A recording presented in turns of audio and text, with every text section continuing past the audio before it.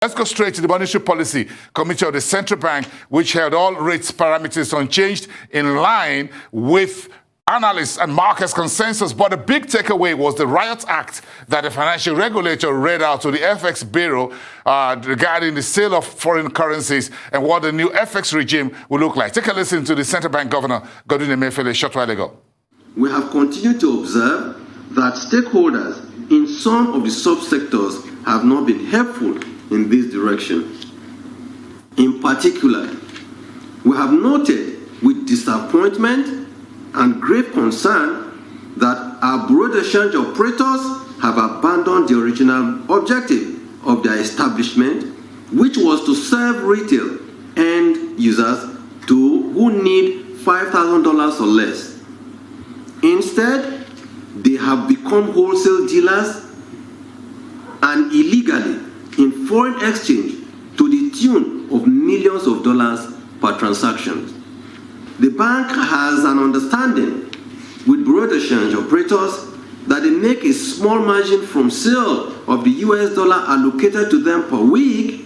They have reneged and become somewhat greedy, recalcitrant, with abnormally high profits from these sales, while ordinary Nigerians have been left to feel the pain. The bank has noted the following unintended and unfortunate outcomes. 1. Avalanche of rent-seeking operators operators only interested in widening margins and profits from the foreign exchange market, regardless of prevailing rates in the market. 2. Gradual dollarization of the Nigerian economy with attendant adverse consequences on the conduct of monetary policy and subtle subversion of the cashless policy initiative of the Central Bank of Nigeria. 3. Prevailing ownership of several bureau de change by the same promoters in order to illegally procure foreign exchange multiple times from the Central Bank. 4. Numerous and repeated financing of unauthorized transactions with foreign exchange procured from the Central Bank of Nigeria. 5. Indeed, we have evidence that several international organizations, embassies, regrettably, and development finance institutions, I repeat, regrettably, operating in the country, patronize BDCs through illegal FOREX dealers to fund their local operations in further and flagrant contravention of our foreign exchange laws and regulations in Nigeria. We will deal ruthlessly with the Nigerian banks who have acted as collaborators with these illegal FOREX dealers. We will deal with them ruthlessly because they have allowed their banking and payment system infrastructure to be used to facilitate this illegal dealing in foreign exchange. As for those foreign organizations involved, we will report them to their regulators. We will write to those organizations seeking their understanding and that they must desist. If they seek to operate in Nigeria, they must go through the right channels through which they must procure either foreign exchange or procure Naira for their domestic operations. These unintended outcomes have placed an unsustainable and enormous financial burden on the CBN. We are also concerned that bureau de change have become a conduit for illicit financial flows. Indeed, the facts abound that BDCs have turned themselves into agents that facilitate graft and corrupt activities of people who seek to conduct illicit funds flow and money laundering in Nigeria, and we will go after all of them. After these exhaustive and comprehensive deliberations, the management of the Central Bank will, with the full support of the committee, reach the following decisions which will take immediate effect. A. First, the Central Bank will henceforth discontinue the sale of foreign exchange to bureau de change operators. B. would no longer process or issue new licenses for BDC operations in the country. This stoppage extends to all licenses being currently processed, regardless of the stage of that processing. C. The bank would henceforth channel a significant portion of weekly allocations currently meant for BDCs to commercial banks to meet legitimate FX demand for ordinary Nigerians and businesses, whether for small-scale imports, medical bills, educational expenditure, personal and business travels, or any other legitimate needs as prescribed by the CBN's foreign exchange manual. D. All commercial banks in the country will, with immediate effect, create a dedicated teller point in designated branches for sale and disbursement of foreign exchange to customers who desire FX for legitimate purposes. But while the latest crackdown on FX misbehavior is such a big story, the decision of the MPC to hold policy rate at 11.5% is not to be taken lightly. Let me introduce my guest on this and more. Here at our Lagos studios is Steve Osho, co-managing partner and head financial advisory at Comercio Partners. And from our Abuja studios, welcome Professor Kenneth a Development Economist. Gentlemen, thanks for coming through. We have a three-part conversation before us, so let's get started on the main policy meeting itself. We'll get to the FX in a short while. Is the monetary policy decision to hold all rate parameters in line with your thoughts at Comercio Partners? Let me start with you, Steve. Thank you, Boasin, and it's a pleasure to have me again today. From our standpoint at Comercio Partners, all the parameters based on what came out of the MPC meeting today was what we're expecting. We're expecting them to keep all the MPR stable at 11.5, liquidity ratio at 30%, CRR at 27.5, and the asymmetric corridor constant at plus 100 and minus 700 basis points around the MPR rate. So I think the expectation was in line, and the outcome of the results to the outcome of the meeting today was actually in consonance with what we're expecting at the meeting. Okay, so we have about a minute to go on break, but before that, let me ask you, Professor Kenneth, is this whole decision what you thought all along is appropriate at this point in time? Yes, I expected all to stay as the same, and if you take the MPR rate, I wouldn't see the need to actually tinker with the rate, because we're already an economy in stagflation and just came out of it, and there's so many hostages to this particular decision. So I was happier that CBN was using open market operation and of course active in the treasury bill market and all of that. So use that to mop liquidity rather than tinker with the rate. So I was comfortable with that. Then on the cash reserve ratio, I was also comfortable with that, because there's no need playing with that, since already the government, the CBN has actually asked the banks to come and take the 4 trillion in their holding at zero interest for them and then go and lend. So there's no need moving that up and down. Then on the liquidity ratio, there's no need again. So I was happy for Professor that. Professor Ken, Ife, and Steve Osho, let's stand by. We expand this conversation after the break. Stand by, everyone. Thank you very much.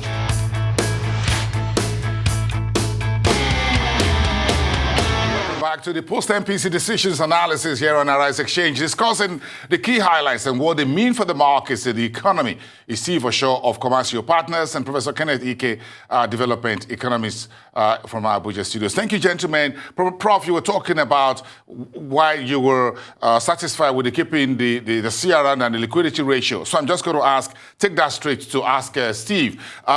What do you think the whole decision would mean for the economy now until September, when the next monetary policy meeting will take place?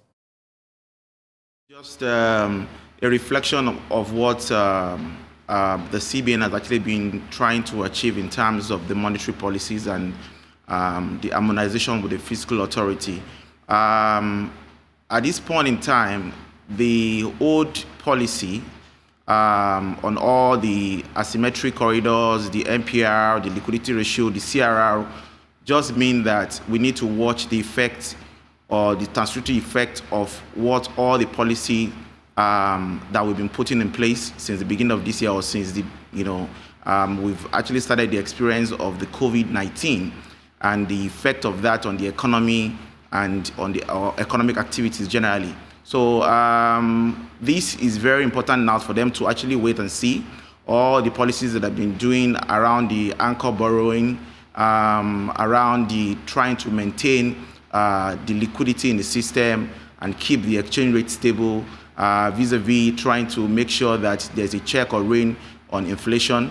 I think this is very important at this point for them to actually see the effect of that. And at the same time, we've seen how the inflation rate has started moderating lower from the high point of 18.9 levels to around 17.75 based on the last figure that was released. So I think it's very important for them to actually, pause at this moment, to actually reflect on all the monetary policies they've actually been rolling out since the beginning of last year till this year, and see how that would, translate into improved economy going forward.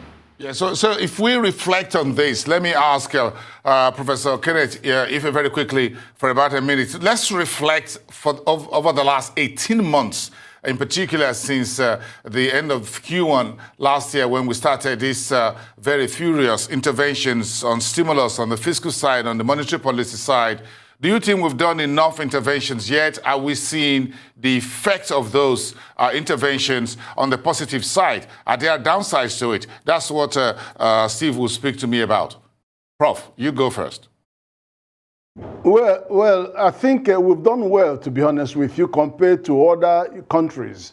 The combination of quantitative fiscal and monetary intervention have actually ensured that there was a balanced approach, both on the output side and on the consumption side, to ensure that what is produced is actually the capacity to buy them was there. Over 300 billion went from CBN to reach the household and then reach the MSMEs, and in other words, to close those gaps. So that's one of the main reasons why we jumped out of stagflation within a quarter.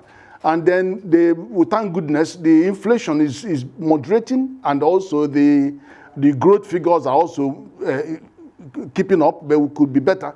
So in those circumstances, financial system stability is also good, because you've seen the loan-to-deposit ratio lower. It is lowering down to prudential guideline of 5%. It's just about 6-point-something%. You've also seen the other adequacy ratio, capital, is over 15% on average. So they are doing well.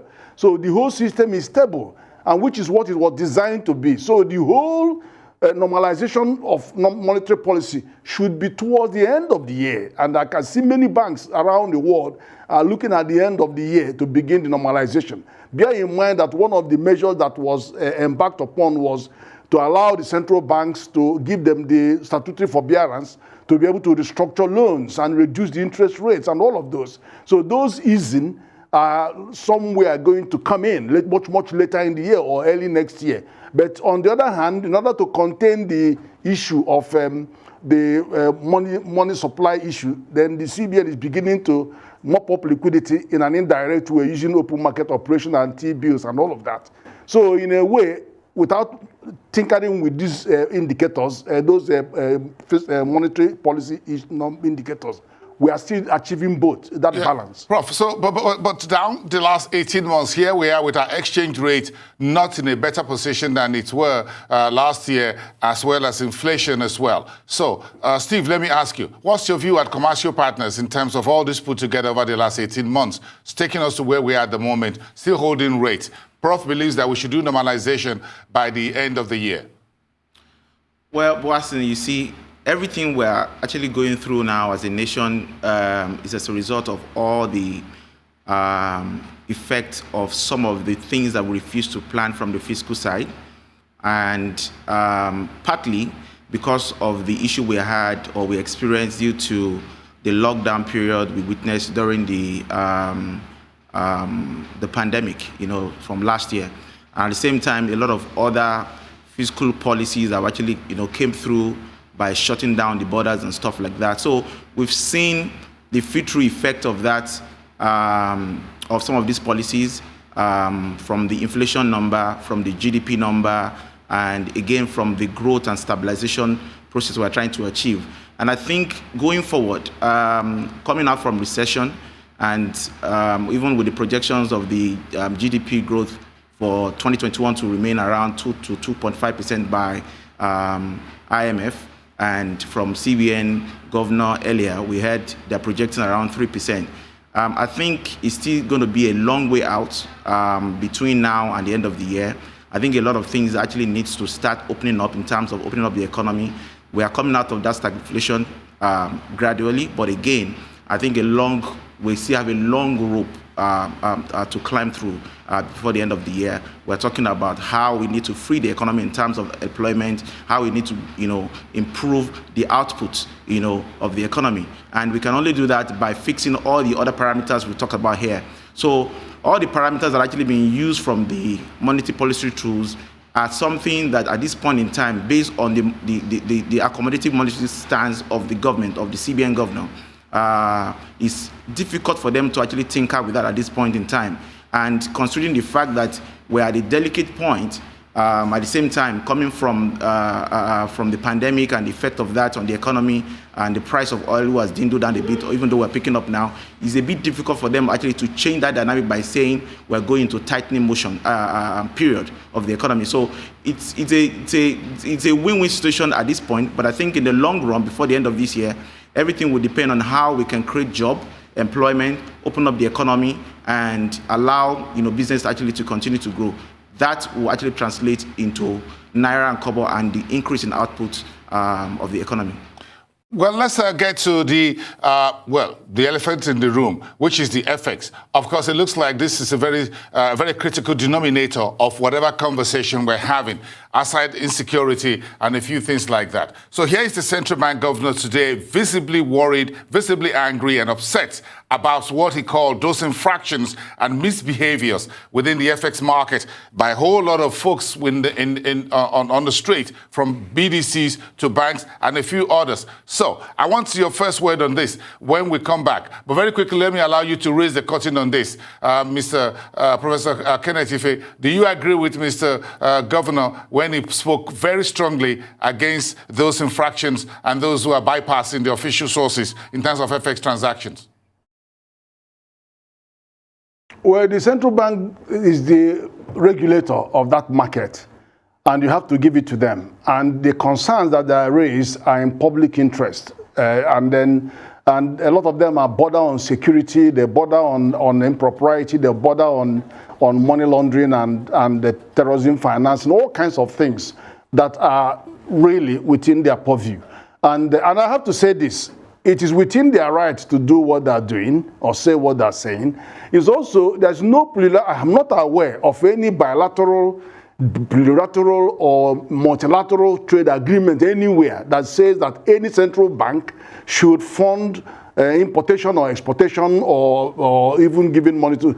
I don't see any of them. But correct me if I'm wrong, but I'm not aware of that. So, but I do know that there was good intention from the bank in bringing in and allowing and supporting and nurturing the BDC as a third tier. And it's very, very necessary for them to be there. And okay, I'm glad they didn't cancel them out. Okay, we'll be back on this very important conversation. Professor Kenneth Ife, we'll take a very quick break. What is the central bank looking to achieve in a short to medium term? Let's discuss that when we return.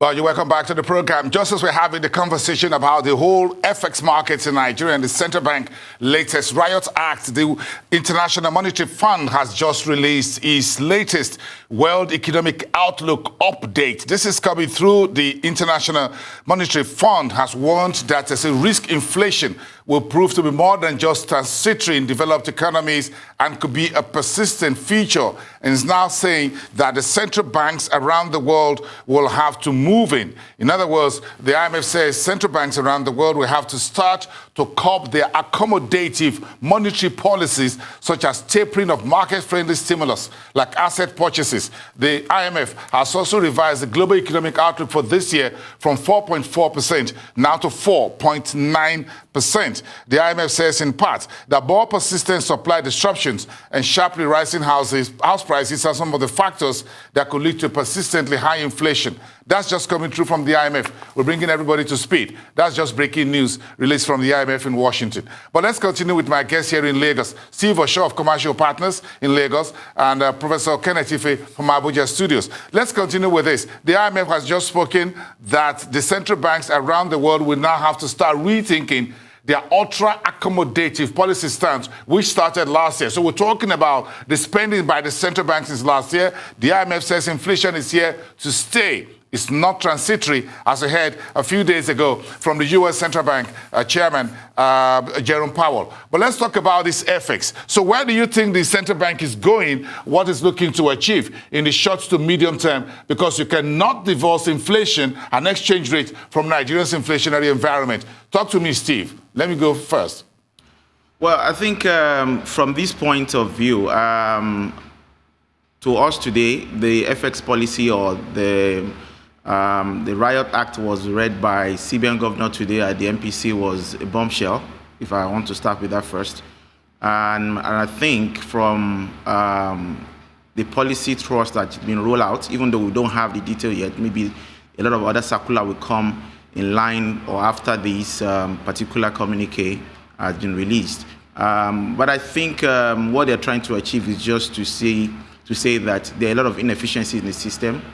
There are a lot of slippages of currency that has been given to the BDC going to some irregular hands or mismanagement of the FOREX or the hard-end, FOREX, which at this point, looking at where we stand as a country, looking at the amount of reserve that we have, coming from the highs of upper 40 to around 33 billion right now, I think the CBN is a bit worried and concerned that the money that actually pushing out to that sector is actually going down the drain and is actually not,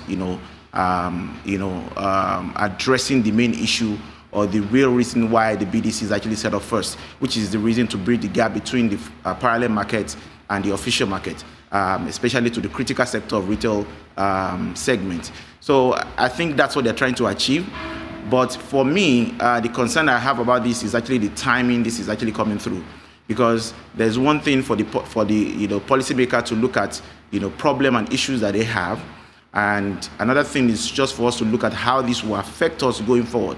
And if you look back or piggyback into history, in 2016, we actually had, under the same MFLA, we had the same issue in 2016 when there was a global headwind in terms of economy, and the oil price actually came crashing.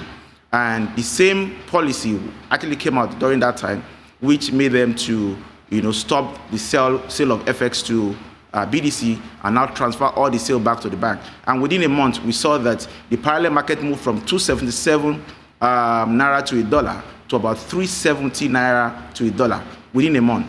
And within the same year, before the end of that year, the FX was already, the naira to FX exchange in the parallel market was already touching, in terms of transfer, was touching as high as 500 and 517 before the ironing window was now introduced in April 2017. So I think we are going down the memory lane again.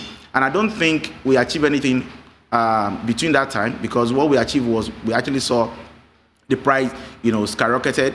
And at the end of the day, we actually came up with some other policy, which are, for me, is what we should be looking at as a country and as an economy now. What are those things we need to look at? Considering the fact that the most of the earnings that we actually receive through the reserve is coming from oil price. And considering the fact that even the world economy is moving away from fossil fuel, which is the main source of our own FX proceeds, I think we need to look at some other practical steps for us to look at this. I'm not saying the policy in terms of actually cutting down the sales of FX to BDC is actually wrong. Like the professor said, is within the means of CBN to do that. But I think we need to look at the timing and we look at history. What have we gained, even when we actually applied this same policy in 2016? For me, it was a weakness of the currency to 517. The main solution came through the ironing window, which actually now attracted a lot of offshore investors, portfolio investors, FDI into the system. Right now, I don't know if that's the direction we're going or not. But again, I think time will tell, and we'll see how this pan out in the long run. How do you think, or what do you think the central bank is trying to achieve, Professor Kenneth Ife? Well, I think the central bank wants to sanitize the forex environment, and is approaching it in a way that is consistent with their oversight, with their regulatory purview. Now, but what I'm not sure is whether time will prove whether commercial bank is the better of the two evil. Only time will tell. The thing is this: we've been through this road before, as the previous speaker just said. And we will all agree that there is a necessity to have CBDs, that's without a doubt, because that third tier is very critical for the base of our economic pyramid. And we know that 90 million MSMEs in Africa, 41 million in Nigeria, almost 50%, yet we are only 18% in terms of GDP and size of economy and population. So it showed that entrepreneurship is really a very strong area for us. And the commercial banks failed to deliver inclusivity in the handling of these forex regimes before, which was what gave rise to these BDCs coming in. So they have an important role to play. It's just like saying to me that you don't want local government anymore, although that's protected by constitution. But in this case, the BDCs don't have that kind of protection. But having said that, the CBN is doing what it can do. Still exist, but we will have Professor Ken, the bureau de change of course, will still exist. Of course, that's why I'm happy that they will source their FX, not from the central bank. They've got to look for autonomous sources. That's right. At the same time, the commercial bank should also source for their own forex. You could see that people like Fidelity Bank is working with Nigerian Export Promotion Council and Lagos Business School to support MSMEs to export. We should have all the banks doing the same, working hard, having a business advisor in every branch of their all over the country, so that they can actually talk to the industries, move out and see the entrepreneurs, rather than sit back in the office and do armchair banking. They should get out and then get it. Even London, when I order things from abroad, I've never seen any of my banks go to Bank of England to ask them for forex. So we should do the same. None of them should have monopoly of this forex. But CBN is doing what it should do, and I have no difficulty with that, and I support what they're doing. But we should understand that only time will tell whether commercial banks are the better of the two evil when it comes to all the infractions. All the FX. They're all the same. Yeah, but we've got a really long road, and I agree with you, Prof, that we've got a long road. Steve, how do you think the markets will react to all of this? I'm sure on one side we have the rich decisions moving forward until September next meeting. Then you have the FX, which you call a bombshell. Sorry, I didn't get that, Boasin. Yeah, I'm asking how the markets will take this development this evening. First, we have the do nothing, hold rates, hold your firepower. Then you had the whole bombshell around the FX. Well, I don't know. I think it's going to be very tough going forward how the market will react. But like if the history is actually a better judge for me, I will say that we're going to see a lot of pressure on the currency going forward. Right now, I think the parallel market we're seeing around 515 to 520 to a dollar.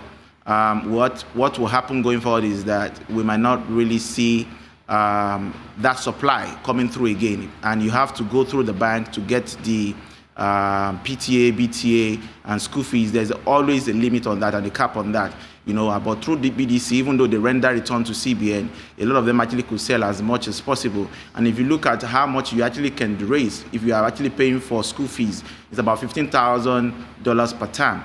For those who have like 3 or 4 kids outside the country who are paying school fees in actually foreign currency, how do you think they'll be able to get that? So there's going to be a lot of moving parts as far as I'm concerned regarding this particular policy. But in the meantime, I think the paucity of supply to the BDC and transfer of that supply to banks would cause a bit of delay in terms of process, because the banks will always come up with the documentation which you have to fill before you actually can get to those forex. And I expect to see a lot of long queue in the bank going forward. Whether they have the ability or the capacity to be able to handle that now is what I don't know. I was talking to a friend of mine before I came here, and he told me he went to a bank to actually buy PTA last week.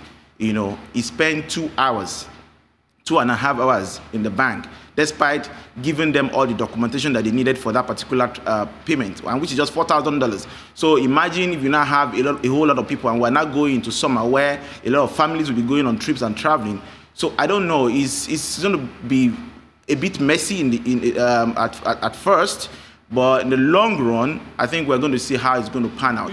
But if history will judge me well, going by what happened in 2016 to the early 2017, Steve, I think it's just going to happen the same. Do you think the central bank will be able to move the wholesale volume of the FX now from the BDCs to the banks? Do you think this will happen? Well, that's what they're doing already. You know, they are moving everything to the bank. So, which means that if you need to actually buy any of those invisible transactions or any of those transactions you have to have within the retail sector, you have to go to the banks. So everything has been moved to the bank as it were. And what we have now is joblessness on the part of people that have BDC, and we're talking about 5,005 BDC and more. So I don't know. It's you know, everything has a filter effect that we're going to see going forward, but how it will pan out, I can't really talk about it right now. We can only wait, the time will tell. Well, let's wait and see. The World Bank, the IMF, has asked Nigeria to float the exchange rate and close the gap. Professor Ken, do you think the Emefiele and the rest of his team are moving in that direction right now with the current development? Well, I'm not sure I agree with floating the rate, because there's no such thing as floating the rate. You have to have a degree of managed float, because we are not in an ideal world. We have more demand for our forex than what forex we can earn. And whatever we can earn, 90% of it is monocultural, depending on oil and gas. We have no control over the production. We have no control over the market price. And then even when they arrives, now that we have differential, we can't even see the differential. You don't see it in excess crude account. You don't see accretion of it into the foreign reserves. So, we've got to diversify this economy. And we are not in a position to at all. South Africa has heavily diversified the economy. You have metals, you have so many things giving them money, but not us. We still, we need to diversify this economic base. And there are many things that will actually give us more confidence if we reduce the hemorrhage on our forex by importing refined products and all of that, transporting it and ferrying it. If we remove that, and hopefully if Dangote's one comes in on stream, and then if rail begins to reduce the cost of transportation, which is astronomical, then we can have and then more exports going out to raise more revenue, more forest revenue. Okay, then we will be at that liberty to start considering that option. I thank you very much, both of you, gentlemen. Steve Osho, co-managing partner and head financial advisor at Comercio Partners, and Professor Kenneth, Development Economist. Thank you both for your time and insights on the show tonight.